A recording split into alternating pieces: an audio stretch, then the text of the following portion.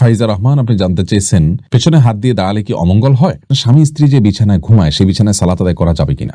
মামার সামনে কতটুকু পর্দা করতে হবে? বিয়ের পর মেয়েদের বাবা মায়ের প্রতি দায়িত্ব কতটুকু? সম্পর্ক নষ্ট হওয়ার সম্ভাবনা থাকলে কি জন্মদিনের অনুষ্ঠানে যেতে পারবো? কত বছর বয়স থেকে মেয়েদের উপর পর্দা করা ফরজ? না দেখে বা অনুচিতভাবে কারো পায়ের সাথে লেগে দেখি বেশিরভাগ মানুষ হাত দিয়ে সালাম করে মুছে দেয়, এ ব্যাপারে ইসলাম কি বলে? না বলে আব্বুর ওয়ালেট থেকে টাকা নেওয়া সম্পর্কে বলবেন দয়া করে। সহবাস করার পর পবিত্রতা অর্জন না করে মারা গেলে কি গুনাহ হবে? এই প্রশ্নের উত্তর কোথাও পাচ্ছি না। ভাই যদি হারাম উপার্জন করেন তাহলে ভাইয়ের সাথে থাকা যাবে কি না?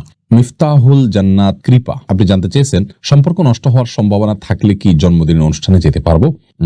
পারবেন। সম্পর্কটা অনেক গুরুত্বপূর্ণ ইসলামে, অতএব সম্পর্ক নষ্ট হয়ে যেতে পারে এরকম সম্ভাবনা যদি থাকে, আল্লাহ মাফ করুক, তাহলে সেই জায়গা থেকে আপনি অবশ্যই যেতে পারেন। ওই কাজটার প্রতি আপনার ঘৃণা থাকলো, সেখানে যদি কোনো সরাসরি কোনো হারামে আপনাকে লিপ্ত হতে না হয়, চেষ্টা আপনি গেলেন, তো এর কারণে আপনি যে গুনাহগার হয়ে যাবেন তা কিন্তু নয়। বিশেষ করে এ ধরনের স্পর্শকাতর যদি হয় যে সম্পর্ক ছিন্ন হয়ে যাবে, সেক্ষেত্রে ভাই যদি হারাম উপার্জন করেন তাহলে ভাইয়ের সাথে থাকা যাবে কি না? দেখুন, আপনার উপার্জন যদি সম্পূর্ণ আপনার মতো হয়, আপনি হালাল উপার্জন করছেন, আপনার ভাই হারাম উপার্জন করছেন, একসঙ্গে শুধুমাত্র থাকছেন, তাহলে সেটি নিষিদ্ধ নয়। আপনার উপার্জন আপনি ভোগ করছেন, তার উপার্জন তিনি ভোগ করছেন, তার হারাম উপার্জন আপনি ভোগ করছেন না, তাহলে সেক্ষেত্রে একসঙ্গে বসবাস করাতে কোনো অসুবিধা নেই। তবে এমন যেন না হয় তার সঙ্গে থাকতে থাকতে হারাম উপার্জনের দিকে আপনিও ধাবিত হয়ে যান, এরকম কোনো আশঙ্কা যেন না থাকে, সেদিকটা খেয়াল করতে হবে।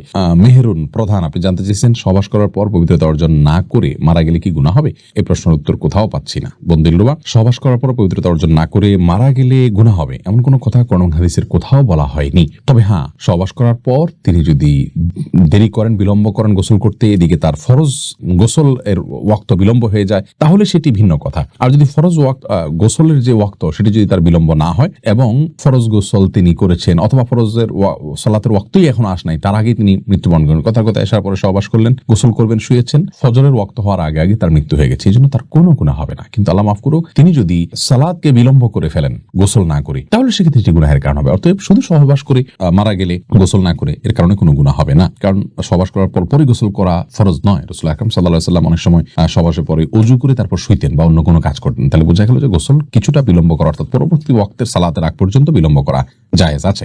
মাসুমা আক্তার বোন, আপনি জানতে চেয়েছেন না বলে আব্বুর ওয়ালেট থেকে টাকা নেওয়া সম্পর্কে বলবেন দয়া করে।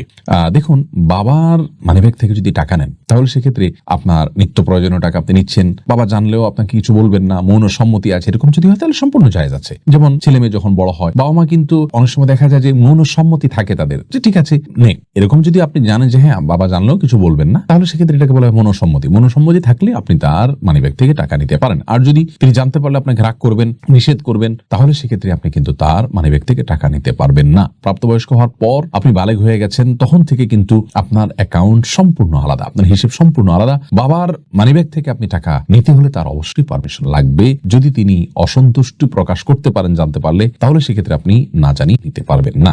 সোহেল, আপনি আইডি থেকে জানতে চেয়েছেন হাঁটতে গিয়ে না দেখে বা অনুচিতভাবে কারো পায়ের সাথে লেগে দেখি বেশিরভাগ মানুষ হাত দিয়ে সালাম করে মুছে দেয়, এ ব্যাপারে ইসলাম কি বলে?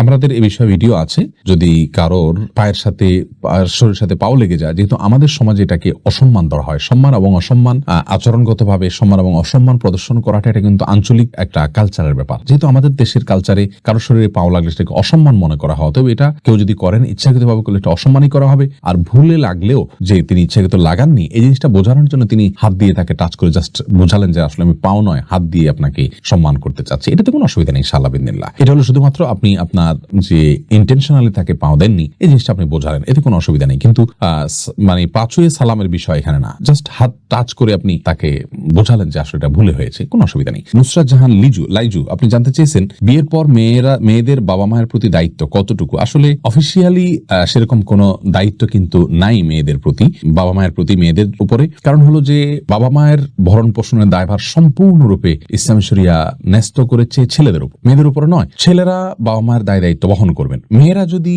তাদের ফিনান্সিয়াল দায় দায়িত্ব তাদের উপরে আসে না, তারা যদি তাদের ফিনান্সিয়াল অ্যাবিলিটি থাকে সেখান থেকে ভাইরা না দেয়, তাহলে সেক্ষেত্রে অবশ্যই তারা সে দায়িত্ব পালন করবেন। কিন্তু তাদের ফিনান্সিয়াল নিজস্ব কোনো অ্যাবিলিটি নাই, তাহলে বাধ্য হয়ে তারা যে বাবা মায়ের সেবা দিতে হবে বা বাবা মাকে আপনার খাবার দিতে হবে এবং তাদের খরচ খরচার টাকা দিতে হবে, এরকম কোনো কথা নেই। অতএব ফিনান্সিয়াল দিক থেকে তাদেরকে সাপোর্ট দেওয়া ইসলাম শরীয়তের দৃষ্টিকোণ থেকে এটা বাধ্যবাধকতা নয়, বাধ্যবাধক নয় তারা। তবে শারীরিকভাবে তাদেরকে সময় দেওয়া, তাদের সেবা করার চেষ্টা করা, তাদের খেদমত করার চেষ্টা করা, এটা তো যতটুকু তৌফিকে কুলায় সমন্বয় করে স্বামী সংসারের সাথে তারা করবেন। তবে বাধ্যবাধকতা মূলত ছেলেদের জন্য। রোজিনা খাতুন জানতে চেয়েছেন কত বছর বয়স থেকে মেয়েদের উপর পর্দা করা ফরজ। বোন রোজিনা, মেয়েদের জন্য পর্দা করা ফরজ হবে যখন তারা প্রাপ্তবয়স্ক হবেন, তখন থেকে। মাসিক শুরু হয়ে গেছে তখন তাদেরকে প্রাপ্তবয়স্ক ধরা হবে, তখন থেকে তাদেরকে পর্দা করতে হবে। ফাইজা রহমান জানতে চেয়েছেন পেছনে হাত দিয়ে তবে মেয়েদের যদি শারীরিক গ্রোথ ভালো থাকে তাহলে দেখা যায় যে মাসিক শুরু হওয়ার আগে থেকেই তাদেরকে ম্যাচিউর দেখা যায় এবং তাদেরকে দেখে অন্য পুরুষরা তাদেরকে নিয়ে বাজে চিন্তা করার স্কোপ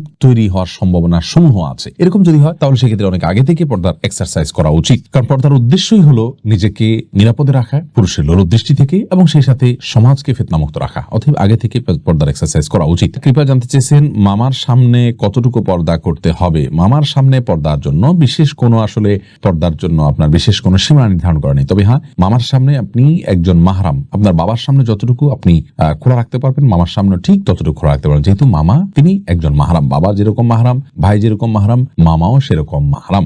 এক্ষেত্রে আপনি মুখমণ্ডল, হাত, পা এগুলো খোলা থাকতে পারে, এমনকি আপনার মাথার চুল মামার সামনে খোলা থাকলেও গুনাহ হবে না, গলা ইত্যাদি এগুলো খোলা রাখতে গুনাহ হবে না। আপনার একান্ত যে অঙ্গগুলো স্বামী ছাড়া অন্য কারোর সামনে প্রদর্শনযোগ্য নয় সেই অঙ্গগুলোকে আপনি মাহরামদের সামনে প্রকাশ করতে পারবেন না। বাকি শরীরের স্বাভাবিক অবস্থায় আপনি তাদের সাথে সাক্ষাৎ করতে পারবেন এবং দেখা করতে পারবেন। তবে ফিতনার এই যুগে যথাসম্ভব মানে খোলামেলা পোশাক না পরা, যেমন শাড়ি পরলে বেশিরভাগ ক্ষেত্রে পেট, পিঠ ইত্যাদি এগুলো অনেক সময় খালি উন্মুক্ত থাকে, বুকের বড় অংশ উন্মুক্ত থাকে, পিঠের বড় অংশ উন্মুক্ত থাকে, এগুলো মাহরামদের সামনেও মুক্ত রাখা উচিত নয়, কারণ ভয়াবহ ফিতনার যুগ এবং ফিতনার সমূহ সম্ভাবনা এই যুগে যতদিন যাচ্ছে ততই বেড়েই চলেছে। আর পর্দার উদ্দেশ্যই কিন্তু সেটিকে নিয়ন্ত্রণ করা, বিধায় সে বিষয়টা আমাদের খেয়াল রাখা উচিত।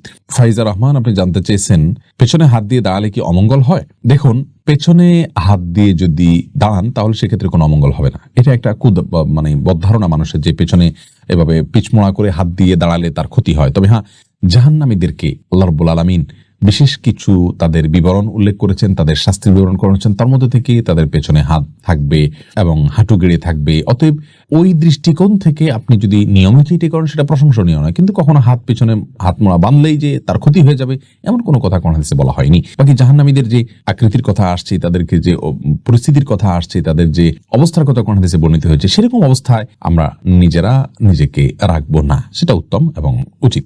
মাহমুদা নূর আপনি জানতে চেয়েছেন স্বামী স্ত্রী যে বিছানায় ঘুমায় সেই বিছানায় সালাত আদায় করা যাবে কিনা। কোনো অসুবিধা নেই বোন মাহমুদা, আপনি যে বিছানায় শয়ন করছেন সেই বিছানা যদি পবিত্র থাকে, সেখানে কোনো নাপাক না লাগে, আপনি সেখানে সালাত আদায় করতে পারেন, কোনো অসুবিধা নেই। রাসূল করিম সাল্লাল্লাহু আলাইহি ওয়াসাল্লাম বলেছেন জুইলাত লিয়াল আরদু মাসজিদান ওয়া তাহুরা, আমার জন্য পৃথিবীর সকল ভূমিকেই মসজিদ সালাত আদায় করার জায়গা এবং পবিত্র করা হয়েছে। নির্দিষ্ট কিছু জায়গা যেমন উটের বাথান, কবরস্থান, এগুলোতে জামাত সালাত আদায় করা নিষিদ্ধ। বাকি আপনার বিছানায় শোয়ার বিছানা আপনি অবশ্যই সালাত আদায় করতে পারেন, কোনো অসুবিধা নেই। তবে সেখানে কোনো নাপাক থাকে, তার নাপাকের উপরে অন্য কিছু বিছিয়ে অথবা নাপাকের অংশটাকে ধুয়ে পরিষ্কার করে পাক করে তারপর আপনি সেখানে সালাত আদায় করতে পারেন, কোনো অসুবিধা নেই।